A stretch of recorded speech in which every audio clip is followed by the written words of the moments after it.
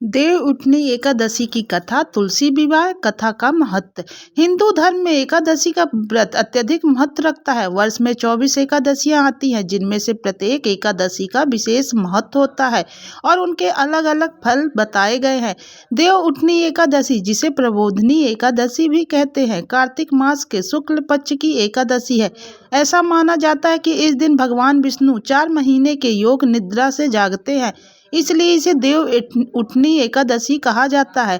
इस दिन से विवाह, गृह प्रवेश, मुंडन जैसे मांगलिक कार्य आरंभ हो जाते हैं और यह तिथि विशेष फलदायी मानी जाती है। इसके अतिरिक्त निर्जला एकादशी का भी अत्यधिक महत्व है, जो ज्येष्ठ मास के शुक्ल पक्ष में आती है। निर्जला एकादशी का पालन करने वाले को सभी एकादशियों के समान पुण्य फल प्राप्त होता है। इस व्रत में बिना जल के उपवास रखा जाता है, इसलिए इसे निर्जला कहा जाता है। इस दिन अन्न, वस्त्र, गौ, जल, सैया, आसन, कमंडलू और छाते का दान भी पुण्य का भागी बनता है। कथा सुनने से पहले आपसे निवेदन है कि अगर आपने मेरे चैनल को अभी तक सब्सक्राइब नहीं किया तो कृपया सब्सक्राइब कर लीजिए। वीडियो को लाइक करें, शेयर करना ना भूलें और नोटिफिकेशन बेल को जरूर दबाएं, ताकि आप मेरी सभी नई कहानियों की जानकारी सबसे पहले प्राप्त कर सकें। देव उठनी एकादशी की कथा। यह कथा भगवान विष्णु और माँ तुलसी के विवाह से जुड़ी है। कथा के अनुसार एक बार नारद मुनि ने भगवान विष्णु से पूछा, हे प्रभु, आप 4 मास तक योग निद्रा में क्यों रहते हैं और फिर इस देव उठनी एकादशी के दिन ही क्यों जागते हैं? भगवान विष्णु मुस्कुराए और बोले, हे नारद, यह संपूर्ण सृष्टि नियमों से बंधी हुई है और मेरे लिए भी यह नियम है कि मैं वर्ष में 4 माह योग निद्रा में रहता हूँ। इससे सृष्टि के संतुलन के कोई विघ्न नहीं आता और सृष्टि संचालन सुचारू रूप से चलता रहता है। देवशयनी एकादशी से लेकर देव उठनी एकादशी तक मैं क्षीर सागर में शयन करता हूँ। इस काल में कोई भी मांगलिक कार्य नहीं किए जाते। देव उठनी एकादशी के दिन मैं पुनः जागृत हो जाता हूँ और फिर से सृष्टि के कार्यों में संलग्न हो जाता हूँ। नारद मुनि ने फिर पूछा, प्रभु, इस देव उठनी एकादशी का क्या विशेष महत्व है और इस दिन क्या विशेष पूजा का विधान है? भगवान विष्णु ने नारद मुनि को इस एकादशी के महत्व की कथा सुनाई। उन्होंने कहा कि इस दिन मेरी विशेष पूजा होती है और मेरे जागरण के साथ ही सभी मांगलिक कार्यों का प्रारंभ होता है। यह दिन पवित्र माना जाता है और इस दिन तुलसी विवाह का भी आयोजन किया जाता है, जो बहुत पुण्यदायी होता है। तुलसी विवाह की कथा। एक समय की बात है, धरती पर जलंधर नाम का एक दैत्य था। जलंधर अत्यधिक बलवान था और उसने अनेक देवताओं को पराजित किया था। उसका बल उसकी धर्मपत्नी वृंदा के सतीत्व में निहित था।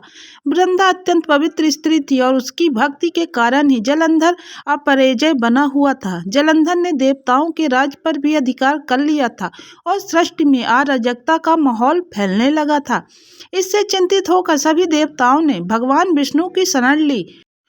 उन्होंने भगवान से जलंधर का अंत करने की प्रार्थना की। भगवान विष्णु ने उनकी बात सुनकर कहा, जलंधर का अंत तब तक संभव नहीं है जब तक उसकी पत्नी वृंदा का सतीत्व भंग न हो। वृंदा अत्यंत पतिव्रता और धार्मिक स्त्री है। उसके सतीत्व के कारण ही जलंधर का बल इतना प्रबल है। मुझे उसकी भक्ति को भंग करना पड़ेगा। इसके पश्चात भगवान विष्णु ने जलंधर का रूप धारण कर वृंदा के पास गए। वृंदा ने अपने पति को पहचानने में भूल कर दी और उनका सम्मान किया। इस प्रकार वृंदा का सतीत्व भंग हो गया और उसी समय देवताओं ने जलंधर का वध कर दिया। जब वृंदा को यह सत्य ज्ञात हुआ तो वह अत्यंत क्रोधित हुई और भगवान विष्णु को श्राप दिया, हे विष्णु, आपने छल से मेरे पति का वध किया। मैं आपको श्राप देती हूँ कि आप पत्थर का रूप धारण करना पड़ेगा। भगवान विष्णु ने वृंदा के श्राप को स्वीकार कर लिया और उन्होंने उसे आशीर्वाद दिया कि वह सदा के लिए पूजनीय होगी।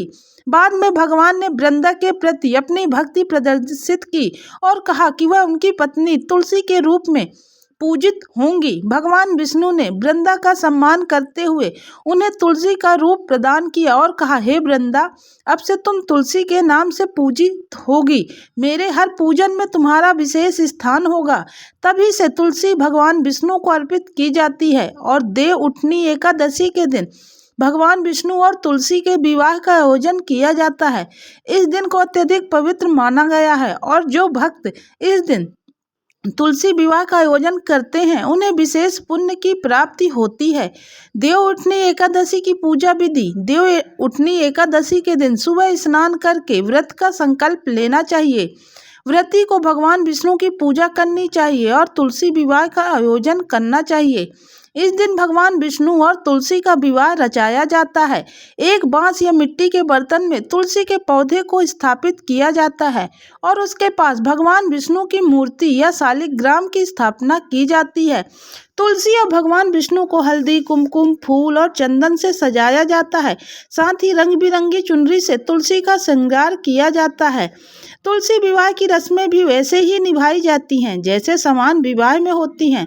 तुलसी माता का कन्यादान किया जाता है और भगवान विष्णु को वर के रूप में स्वीकार किया जाता है।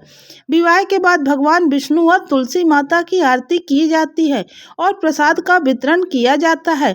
इस पूजा से समस्त पापों का नाश होता है और भक्तों को विशेष आशीर्वाद की प्राप्ति होती है।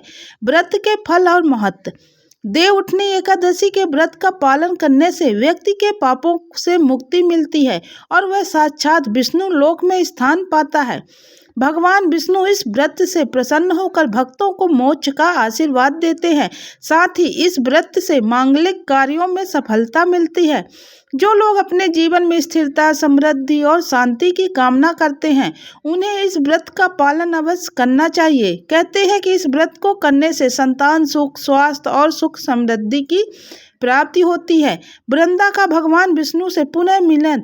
वृंदा के वचन और तपस्या के कारण भगवान विष्णु ने उनकी भक्ति का आदर किया और उन्हें तुलसी का रूप दिया। इसके पश्चात तुलसी की पत्तियों का भगवान विष्णु की पूजा में अत्यधिक महत्व हो गया है। भक्तजन जब भगवान विष्णु की पूजा करते हैं तो तुलसी की पत्तियों का अर्पण करते हैं जिससे वे अत्यधिक प्रसन्न होते हैं। तुलसी को माता का रूप माना गया है और भगवान विष्णु की पूजा के बिना उनका कोई भी महत्व व्रत पूर्ण नहीं होता। देव उठनी एकादशी के दिन तुलसी का विवाह का आयोजन इस बात का प्रतीक है कि वृंदा और भगवान विष्णु का पुनः मिलन हुआ और भगवान विष्णु ने उनकी भक्ति को सदा के लिए स्वीकार कर लिया। इस प्रकार देव उठनी एकादशी के दिन तुलसी विवाह का आयोजन कर भगवान विष्णु की पूजा की जाती है। भगवान विष्णु और तुलसी के विवाह की कथा कैसी लगी कमेंट्स करके जरूर बताइए।